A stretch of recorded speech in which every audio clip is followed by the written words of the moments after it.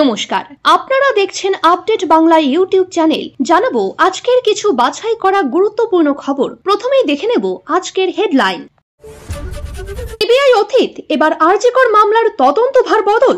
কলকাতা হাইকোর্টে যা হলো। এক ধাক্কায় লক্ষ্মীর ভান্ডার বাড়ল দ্বিগুণ, ফেব্রুয়ারিতেই মিলবে 2100, ঘোষণা খোদ মুখ্যমন্ত্রীর।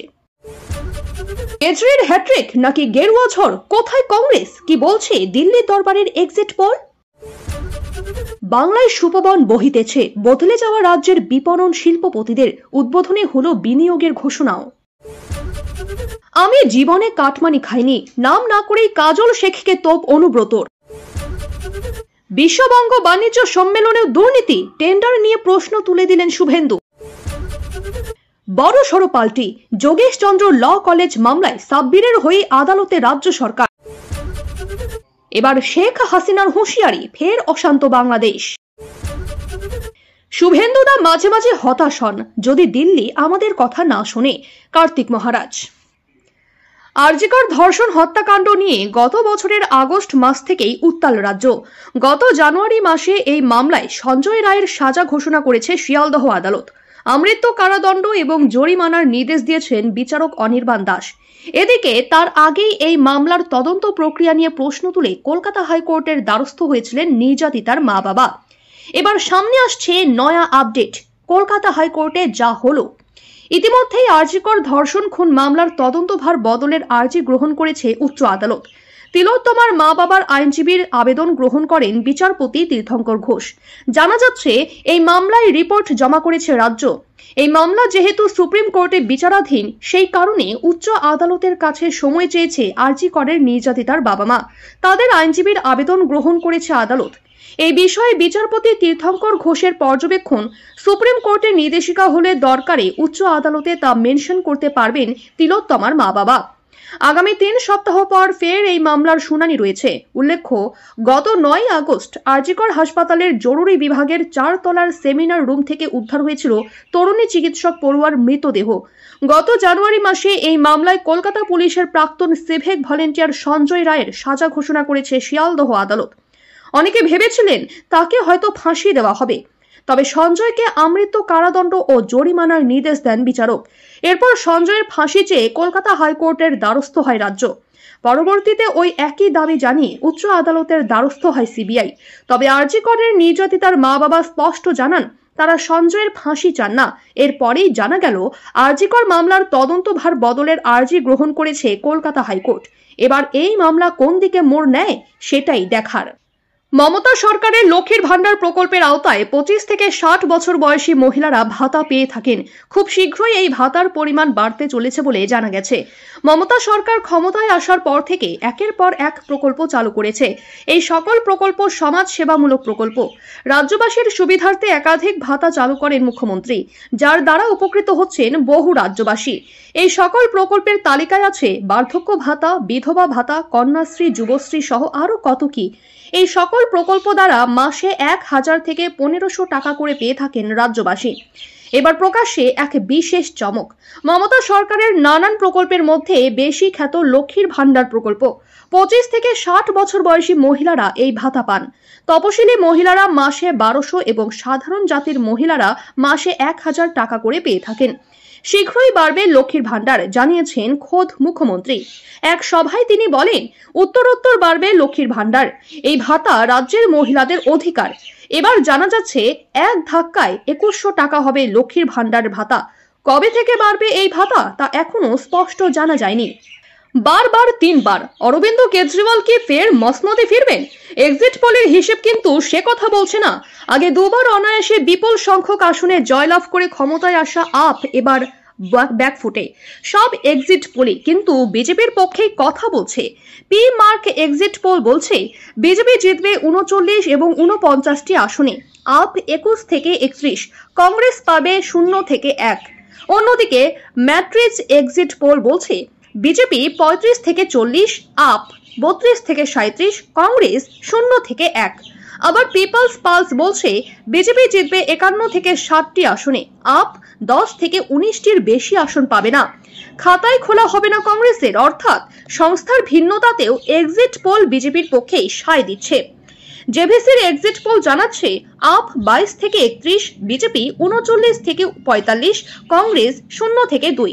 আবার পিপলস ইনসাইট বলছে আপ 25 থেকে 29, বিজেপি 39 থেকে 49, কংগ্রেস 0 থেকে 1। 70 আসনের দিল্লি বিধানসভায় আজ বৃহস্পতিবার 13,000 পোলিং বুথে সকাল 7টা থেকে শুরু হয় ভোট গ্রহণ প্রক্রিয়া। বিক্ষিপ্ত কিছু ঘটনা ছাড়া বুধবার দিল্লির বেশিরভাগ কেন্দ্রেই শান্তিপূর্ণভাবে শেষ হয়েছে ভোট গ্রহণ পর্ব। সাধারণ মানুষের পাশাপাশি সকাল থেকেই ভিভিআইপিদের ভিড় দেখা গিয়েছে ভোট কেন্দ্রগুলিতে। ভোট দিয়েছেন রাষ্ট্রপতি দ্রৌপদী মুর্মু, বিরোধী দলনেতা রাহুল গান্ধী, বিদেশমন্ত্রী এস জয়শঙ্কর, দিল্লির পুলিশ কমিশনার সঞ্জয় আরোরা, মুখ্য নির্বাচন কমিশনার রাজীব কুমার, প্রধান বিচারপতি সঞ্জীব খান্না, মুখ্যমন্ত্রী অতীশী। এছাড়াও সপরিবারে ভোট দিয়েছেন আপ প্রধান অরবিন্দ কেজরিওয়াল। প্রসঙ্গত, এর আগে 2015 ও 2020 বিধানসভা নির্বাচনের সময় এক্সিট পোল জানিয়েছিল স্বাচ্ছন্দ্যে জয়লাভ করবে আম আদমি পার্টি, এবং দেখা যায় দুই ক্ষেত্রেই সেটাই হয়েছিল। 2015 সালে আপ জিতেছিল 67 আসনে, 2020 সালে আসন সংখ্যা সামান্য কমে হয় 62। এবার অন্য কথা বলছে এক্সিট পোল। গতবার বিশ্ববঙ্গ বাণিজ্য সম্মেলন অর্থাৎ বিজেবিএস এর অন্যতম স্লোগান ছিল গন্তব্য বাংলা। সেই স্লোগানের রেশ ধরে এবছর বিজেবিএস এর উদ্বোধনী অনুষ্ঠানে একাধিক শিল্পপতি বার্তা দিলেন বাংলায় গন্তব্য। সঞ্জীব গোয়েঙ্কা থেকে সঞ্জীব পুরী, হর্ষ নেউটিয়া থেকে সৌরভ গঙ্গোপাধ্যায়রা বদলে যাওয়া বাংলার বিপণন করলেন বণিক মহলের সামনে। মুকেশ আম্বানির মতো জাতীয় ও আন্তর্জাতিক স্তরের প্রভাবশালী শিল্পপতি বাংলার সুনাম করলেন। আইটিসি থেকে রিয়ালেন্স, জেএসডব্লিউ থেকে গোয়েঙ্কা গোষ্ঠীর পক্ষ থেকে ঘোষণা করা হলো নতুন বিনিয়োগের। তিনি কাটমানি খান না বলে জানালেন অনুব্রত মণ্ডল। সম্প্রতি তিহার জেল থেকে ছাড়া পেয়ে ফের রাজনীতিতে সক্রিয় হয়ে ওঠা তৃণমূলের বীরভূম জেলা সভাপতির এই মন্তব্যে জোর শোরগোল চলছে। বুধবার এই মন্তব্য করার পাশাপাশি ফের নাম না করে সভাধিপতি কাজল শেখকেও এক হাত নিয়েছেন অনুব্রত। সভাধিপতির সঙ্গে অনুব্রতর দ্বৈরথ থামছেই না। জেলা পরিষদ ঠিকমতো উন্নয়নের কাজ করছে না বলে মঙ্গলবার অনুব্রত তোপ দাগায় পাল্টা দিয়েছিলেন কাজল। এবার পাল্টা দিতে গিয়ে কাজলের নামই করলেন না অনুব্রত। বুধবার তিনি বরং কটাক্ষ করলেন, কে কি বলছে তার নাম নিয়ে তাকে হাইলাইট করব না, আমি ছোট থেকে দলটা করি। 68 বছর বয়সে এসে মমতা বন্দ্যোপাধ্যায় যা বলবেন আমি সেই পথেই চলবো। তার মন্তব্য, আমি জীবনে কাটমানি খাইনি, রাজস্ব বাড়ুক। জেলা শাসককে বলছি, রাজস্ব আদায় কমে গিয়েছে, তা বাড়াতে হবে। এর আগে জয়দেবের মেলার মাঠে মঞ্চে অনুব্রতকে প্রণাম করলেও 180 ডিগ্রি ঘুরে গিয়ে কাজল মঙ্গলবার বলেছিলেন উনি জেলা সভাপতি, কিন্তু জেলায় দল চালাবে নেত্রী মমতা বন্দ্যোপাধ্যায়ের তৈরি করা কোর কমিটি। কাজলের বক্তব্যে রাজনৈতিক জল ঘোলা হয়েছিল। বুধবার নলহাটে সাইথিয়ায় ধর্মীয় ক্ষেত্রে যান অনুব্রত। নলহাটের চামটি বাগানের পালোয়ান বাবার মাজারে তাকে দেখতে সেই আগের মতোই ভিড়। অনুব্রতর দাবি, এটা মানুষের ভালোবাসা। এদিন অনুব্রত বলেন, মমতা বন্দ্যোপাধ্যায় আমাকে ফোন করে বলেছেন আউশগ্রাম মঙ্গলকোট দেখ। আমি বলেছি সেখানকার বিধায়ক শাহনাজ হোসেন ভালো কাজ করছে, ও কেতুগ্রামে যখন আমাকে দরকার পড়বে আমাকে ডেকে নেবে। উল্লেখ্য, লোকসভা নির্বাচনের আগে ওই দুটি বিধানসভার দায়িত্ব কাজলকে দেওয়া হয়। তিনি আবার শাহনাজের ভাই। প্রকারান্তরে তিনি গৃহ বিবাদের একটা বিতর্ক উস্কে দিলেন। তবে কাজল মঙ্গলবার জানিয়েছিলেন আঙুর ফল টক, তাই খেতে না পেয়ে অনুব্রত দিশা হারিয়েছেন। প্রত্যুত্তরে অনুব্রত জানান, আমি জীবনে কাটমানি খাই না। তবে অনুব্রত তার পছন্দের কাউকে জেলা সভাধিপতি পদে বসাতে এই চক্রান্ত করছেন বলে কাজলের দাবি। তিনি জানিয়েছিলেন একটা দুষ্ট চক্র কাজ করছে। অনুব্রত সেই প্রশ্ন ফুৎফারে উড়িয়ে তিনি বলেন, জেলা সভাধিপতি পরিবর্তন কেন করতে যাব, এটা ফালতু কথা। তবে একটা বিষয় স্পষ্ট, অনুব্রত কাজলের বাগযুদ্ধ সহজে থামার নয়। বুধবার থেকেই কলকাতায় শুরু হয়ে গিয়েছে বিশ্ববঙ্গ বাণিজ্য সম্মেলন। আজ এবং আগামীকাল অর্থাৎ বৃহস্পতিবার 2 দিন ব্যাপী চলবে এই বাণিজ্য সম্মেলন। আর এই বাণিজ্য সম্মেলনের শুরুতেই মমতা বন্দ্যোপাধ্যায়ের সরকারের বিরুদ্ধে দুর্নীতির অভিযোগ তুললেন রাজ্যের বিরোধী দলনেতা শুভেন্দু অধিকারী। শুভেন্দুর কথায়, 2021 সালের পর ডাবরের কারখানা পালিয়েছে, বন্ধ হয়েছে কেশরাম রিয়ন, ঝাঁপ বন্ধ হয়েছে নৈহাটি ভদ্রেশ্বর জুট মিলের, ডানকুনির বিস্কুট তৈরির কারখানাও বন্ধ। এরপরেই শুভেন্দু দাবি করেছেন মমতা বন্দ্যোপাধ্যায়ের একজন ঘনিষ্ঠ লোক রয়েছেন। এই সম্মেলনের দায়িত্ব তাকেই দেওয়া হয়। টেন্ডার ছাড়া 50 কোটি টাকা বরাদ্দ হয়। এই টাকা বাড়ার জন্য এটা করা হয়েছে। রাজ্যে পালাবদলের পর তৃণমূল জামানায় রাজ্যের শিল্প পরিকাঠামো একেবারে ভেঙে পড়েছে। এজন্য মূলত মুখ্যমন্ত্রী মমতা বন্দ্যোপাধ্যায়ের জমি নীতিকেই দায়ী করেছেন বিশেষজ্ঞরা। তৃণমূল সরকারের SEZ বিরোধী ও জমি অধিগ্রহণ বিরোধী নীতির ফলে বড় শিল্পপতিরা মুখ ফিরিয়ে নিয়েছেন পশ্চিমবঙ্গ থেকে। ক্রমশ জল ঘোলা হচ্ছে যোগেশচন্দ্র ল কলেজে। কদিন আগে কলকাতা হাইকোর্টের নির্দেশে কড়া পুলিশ পাহারায় যোগেশচন্দ্র কলেজের আইনি বিভাগের সরস্বতী পূজা হয়েছে। এই মামলায় বহিরাগত সাব্বির আলীর বিরুদ্ধে উঠেছে অভিযোগ। এবার সবাইকে অবাক করে দিয়ে এই সাব্বির আলীর হয়ে আদালতে সওয়াল করতে চলেছে রাজ্য সরকার। অথচ আগের 2 শুনানিতে প্রশ্ন তোলা হয়েছিল বহিরাগত হয়েও সাব্বির কেন কলেজে প্রবেশ করবে সেই বিষয়ে। তখন মূলত তার বিরোধিতাই করেছিল রাজ্য।